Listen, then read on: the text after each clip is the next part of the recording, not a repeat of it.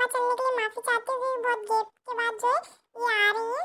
अब जो इसके बाद आपको गैप नहीं मिलेगा, आपको जो लाइन से वीडियोस मिलती जाएंगी। तो अब जो बिना टाइम वेस्ट किए मैं जो आपको ये पढ़ा देती हूँ। मैं और जग और कहाँ का नाता, मैं बना बना कितने जग रोज मिटाता। जग जिस पृथ्वी पर जोड़ा करता वैभव, मैं प्रति पग से उस पृथ्वी को ठुकराता। मैं निज रोदन में राग लिए फिरता हूँ, शीतल वाड़ी में आग लिए फिरता हूँ। हो जिस पर भूपों के प्रसाद निछावर, मैं वह खंडर का भाग लिए फिरता हूँ। तो अभी आपको समझ में नहीं आई होगी, तो आपको टेंशन नहीं लेना, बहुत ईजी आपको समझ में आ जाएगा। तो सबसे पहले जो इनके शब्दार्थ देख लेते हैं कि इनके जो कुछ कुछ वर्ड आपको समझ में नहीं आ रहे होंगे तो उनके मतलब क्या हैं। तो यहाँ पे जो नाता का मतलब संबंध होता है, वैभव का मतलब समृद्ध होता है, यानी आप किसी भी चीज़ से समृद्ध हो यानी परिपूर्ण हो, मतलब आपके पास जो है उस चीज़ की कमी ना हो, तो वो होता है समृद्ध या वैभव।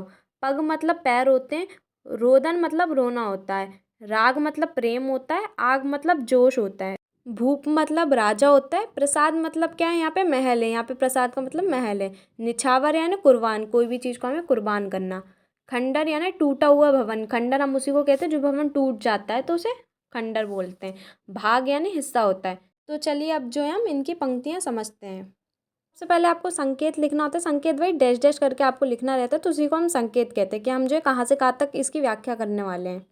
उसके बाद संदर्भ, संदर्भ में ये आता है कि आपने जो ये पंक्तियाँ कहाँ से ली और इसके कवि कौन है, यानी ये हमारी पाठ्य पुस्तक जो हमारी किताब है वो किससे, आरो भाग 2 से लिया है। और जो है इस कविता का नाम क्या है, तो इस कविता का नाम क्या है, आत्म परिचय। और जो इसे किसने लिखा है, तो हरिवंश राय बच्चन जी ने लिखा है। उसके बाद आता है प्रसंग, प्रसंग में ये बताते हैं कि आपने इन पंक्तियों में क्या बताया है। तो अभी आपने पढ़ा नहीं है पर मैं आपको बता देती हूँ, एंड में आप खुद से भी प्रसंग लिख सकते हैं। तो यहाँ पे कवि ने क्या बताया है कि अपने और संसार के संबंध में अंतर स्पष्ट कर रहा है, यानी उनके बीच में और संसार में क्या अंतर है वो कवि जो है इन पंक्तियों में बता रहे हैं। उसके बाद आएगी अब व्याख्या, तो हम जो है शुरू करते हैं। तो दो दो लाइन करके समझते हैं। मैं और जग और कहाँ का नाता, मैं बना बना कितने जग रोज मिटाता। तो कवि क्या कहते हैं कि मुझ में और संसार में जो दोनों में कोई संबंध नहीं है, यानी मैं कहीं और हूँ और जग कहीं और है। और कहाँ का नाता है, यानी हम दोनों में कोई संबंध नहीं, कोई नाता नहीं है।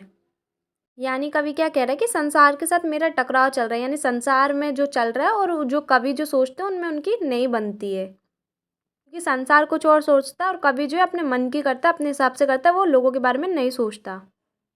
आगे कवि क्या कह रहे हैं कि कवि अपनी कल्पना के अनुसार जो है संसार का निर्माण करता है फिर उसे मिटा देता है। यानी कवि क्या कह रहा है कि मैं बना बना कितने जग रोज मिटाता है, जैसे आप सपने होता है, आप अपने सपने अपने हिसाब से देख सकते हो, वैसे ही कवि भी जो है अपनी कल्पना के अनुसार जो है खुद का ही संसार बना रहा है और उसे जो रोज मिटा देता है। जैसे हम जो है रोज रात को सोते सोते सपने देखते, अच्छे अच्छे सपने देता है हमारे लिए, अलग अलग दुनिया बनाते, जादुई दुनिया, तो इस तरीके से जो है कवि भी अपनी कल्पना करता है और फिर उसे मिटा देता है।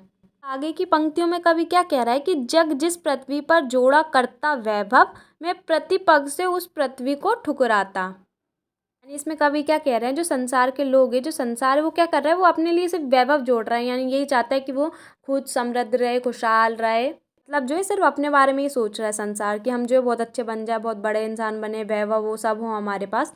संसार में जो लोग हैं वो क्या कर रहे हैं, सुख के साधन एकत्रित कर रहे हैं, यानी अपने लिए जो अपने सुख के लिए जो है नई नई चीज़ें इकट्ठा कर रहे हैं। लेकिन कवि क्या कर रहा है कि मैं प्रति पग से उस पृथ्वी को ठुकराता।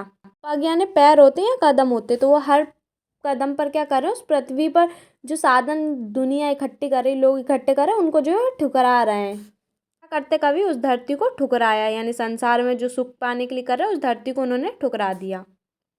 अर्थात कवि क्या कर रहे हैं कि वे जिस संसार में रह रहा है उसी के प्रतिकूल आचार विचार रखता है।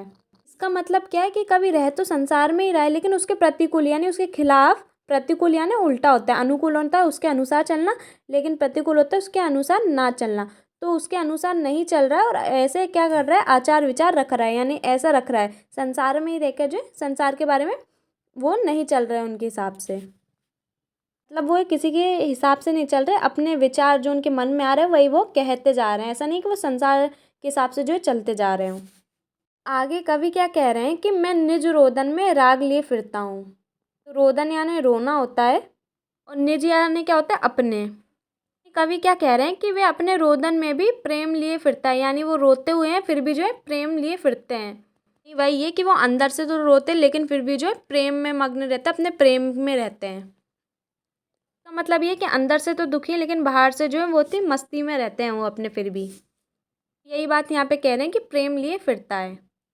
आगे कवि क्या कह रहे हैं कि शीतलवाड़ी में आग लिए फिरता हूँ। यानी कवि क्या कह रहे हैं कि उनकी जो शीतलवाड़ी उसमें भी वो आग समाई हुई है, यानी बोलते तो अच्छा है लेकिन जो है उनके अंदर की आग जो है वो अभी बुझी नहीं है, यानी समाई हुई है, उनके अंदर जो आग है वो समाई हुई है।